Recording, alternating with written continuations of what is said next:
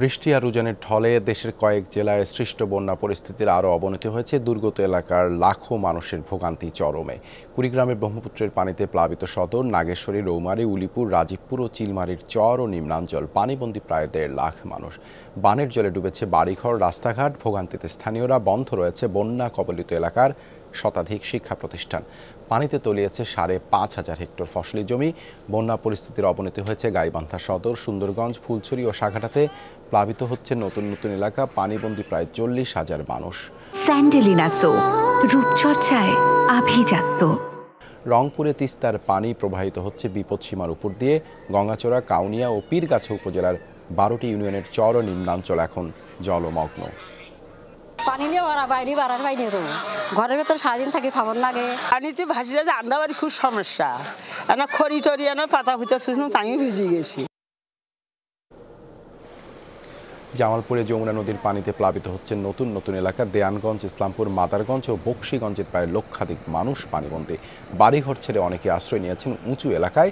সড়ক পানিতে নিমজ্জিত থাকায় ব্যাহত যান চলাচল। জেলা প্রশাসনের পক্ষ থেকে দুর্গত এলাকার মানুষের মাঝে চাল ও শুকনো খাবার বিতরণ করা হয়েছে। সিরাজগঞ্জে কাজীপুর সদর, বেলকুচি, চৌহালি ও শাহজাদপুরে ঢুকেছে যমুনার পানি। প্লাবিত নিম্নাঞ্চলের বিস্তীর্ণ এলাকা। এদিকে সিলেটে সুরমা, কুশিয়ারার পানি কিছুটা কমলে এখনও প্রবাহিত হচ্ছে বিপদসীমার উপর দিয়েই। অপরিবর্তিত রয়েছে বন্যা পরিস্থিতি। পানিতে তলিয়ে আছে জকিগঞ্জ, ফেঞ্চুগঞ্জ, বালাগঞ্জ, ওসমানীনগর ও বিয়ানী বাজারের বিভিন্ন এলাকা। প্রশাসনের হিসাবে জেলায় ৬ লাখেরও বেশি মানুষ পানিবন্দী। ২০৮ আশ্রয় কেন্দ্রে ৯,০০০ মানুষ আশ্রয় নিয়েছেন। দুর্গত এলাকায় খাবার ও সুপেয় পানির সংকট রয়েছে।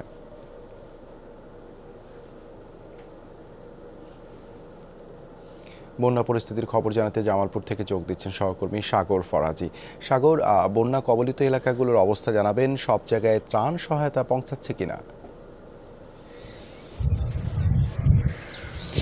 দেবাশিস, দেখুন, জামালপুরে কিন্তু গত ৪ দিনে কিন্তু হু হু করে পানি বেড়েছে। মূলত এই পানি বাড়ার কারণে এখানকার যে ৪টি উপজেলা রয়েছে নদী, যমুনা নদী তীরবর্তী, সেই উপজেলায় কিন্তু উপজেলার বিভিন্ন নিম্ন অঞ্চলে কিন্তু পানি ঢুকে গেছে। এখন পর্যন্ত আমাদের কাছে যে তথ্য রয়েছে, প্রায় লক্ষাধিক মানুষ কিন্তু পানিবন্দী হয়ে রয়েছে। আমি এখন রয়েছি দেয়ানগঞ্জ রেলওয়ে স্টেশনে।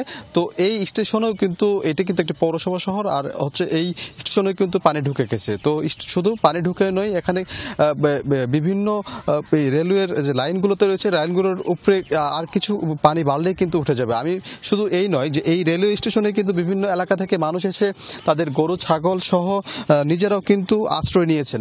মূলত এই জায়গা থেকে মানুষ কিন্তু খুব বিপাকে রয়েছেন। আরেকটি বিষয় যদি বলি, ত্রাণ কার্যক্রমের বিষয় যেটি বলছিলেন, যে আসলে ত্রাণ কার্যক্রম গতকাল বিকেল থেকে কিন্তু শুরু করেছে জেলা প্রশাসন বা উপজেলা প্রশাসনের মাধ্যমে। তো সেই জায়গা থেকে কিন্তু মানুষের কিছু কিছু জায়গায় কিন্তু ত্রাণ বিতরণ হচ্ছে। আর পানির এখন বর্তমান পরিস্থিতি বলি, যদি পানির অবস্থা কিন্তু অপরিবর্তিত হয়নি। বিপদসীমার 93 সেন্টিমিটার উপর দিয়ে কিন্তু পানি প্রবাহিত হচ্ছে।